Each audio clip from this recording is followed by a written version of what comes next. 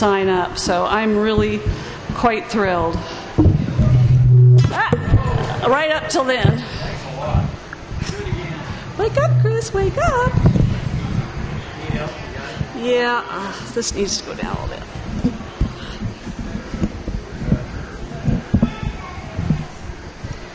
Okay. First, a little story. I decided to do a dog-themed set because it is the dog days of summer. And this is a Native American story. I don't know which tradition, so don't ask me. A long, long time ago, Dog had no friends, and he was lonely. So he decided he would look around and he would find a friend. So he found Rabbit, and he said, "Rabbit, you and me, we could be friends, right?" Rabbit said, "We'll give it a try." And so all day long they went out hunting together, and at night they laid side by side, all warm and cozy until the middle of the night. Dog sat up and said, "Oh!" And Rabbit said, "Stop, don't do that, shh. If you do that, Fox will hear us, and if Fox hears us, he will come and eat us." "Oh," said Dog. "I hadn't thought of that." But then Dog got to thinking that if Rabbit was afraid of Fox, Fox must be more powerful than Rabbit, so maybe he should be friends with Fox. So the next day he looked around and he found Fox, and he said, "Fox, you and me, we could be friends, right?" And Fox said, "We'll give it a try." So all day long they went out hunting together, and at night they laid side by side, all cozy until the middle of the night. Dog sat up and said, "Ow!" And Fox said, "Shh, don't do that. When you do that, Wolf hears you, and if Wolf hears you, he's going to come and eat us." "Oh," said Dog. Well, then he got to thinking, if Fox is afraid of Wolf, Wolf must be more powerful than Fox, so maybe I should be friends with Wolf. So the next day he went and found Wolf. And he said, "Wolf, you and me, we could be friends, right?" And Wolf said, "We'll give it a try." So all day long they went out hunting together, and at night they laid side by side, all warm and cozy, till the middle of the night. Dog sat up and said, "Ow!" And Wolf said, "Shh, don't do that. When you do that, Bear hears us, and if a bear hears us, he'll come and kill us." "Oh," said Dog. So then he got to thinking that if Wolf's afraid of Bear, Bear must be more powerful than Wolf, so maybe I should be friends with Bear. So then he went out and he found Bear, and he said, "Bear, you and me, we could be friends, right?" Bear said, "We'll give it a try." So all day long they went out hunting together, and at night they lay all warm and cozy side by side until the middle of the night. Dog sat up and said, "Ow!" And Bear said, "Shh, don't do that. When you do that, Man will hear us. And if Man hears us, he will come and kill us." "Oh," said Dog. But then he got to thinking that if Bear's afraid of Man, Man must be more powerful than Bear, so maybe I should be friends with Man. So he found a man, and he said, "Man, you and me, we could be friends, right?" Man said, "We'll give it a try." So all day long they went out hunting, and late at night they lay side by side, all warm, until Dog sat up in the middle of the night and said, "Ow!" And Man said, "Good dog. When you do that, you scare away rabbits and foxes and wolves and bears and burglars.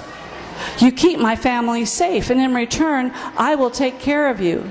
And that's why, ever since then till now, Dog has been Man's best friend.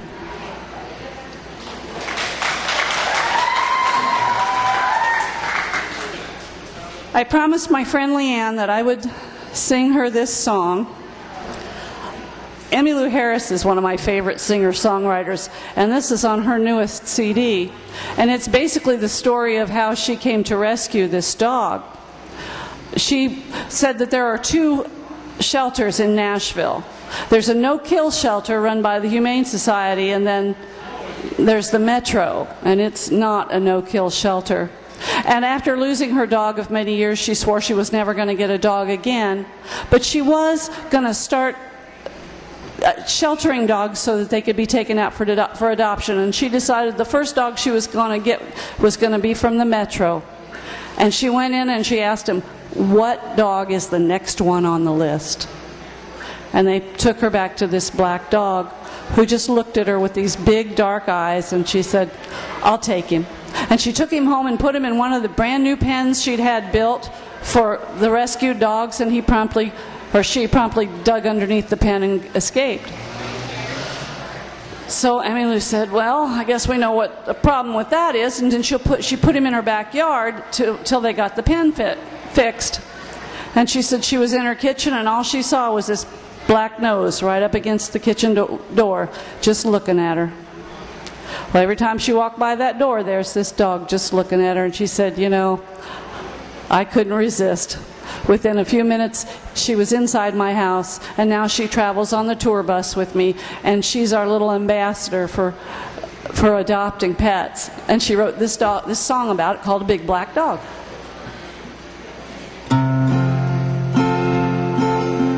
A big black dog, little too much gray around the muzzle. A big black dog, why she ended up at the pound is a puzzle. Big black dog. Did she run away because somebody didn't treat her right? Did they leave her out in the cold night after lonely night? A big black dog.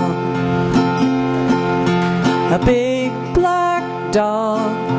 I found her down there one day at the metro. A big black dog, waiting in a cage in line on the death row. Big black dog. Well, did somebody put her out on the road, and did they just not care? Did they think an old dog was too much trouble for them to bear? A big black dog.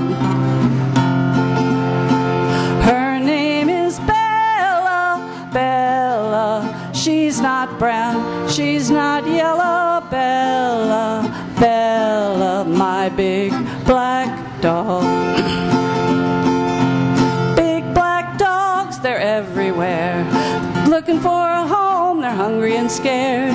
All it takes is food and attention to give back love, maybe redemption, I swear. You can find it there in the big black dog. A big black dog. She may be a little rough around the edges. A big black dog. But when you throw a ball, she'll always run and fetch it. Big black dog. With a brand new leash and a brand new collar, it's a brand new game. I love to see her run to me when I holler out her name. My big black dog. Her name is Bella, Bella. She's not brown, she's not yellow. Bella, Bella, my big black dog. My big black dog. Thank you. Thank you.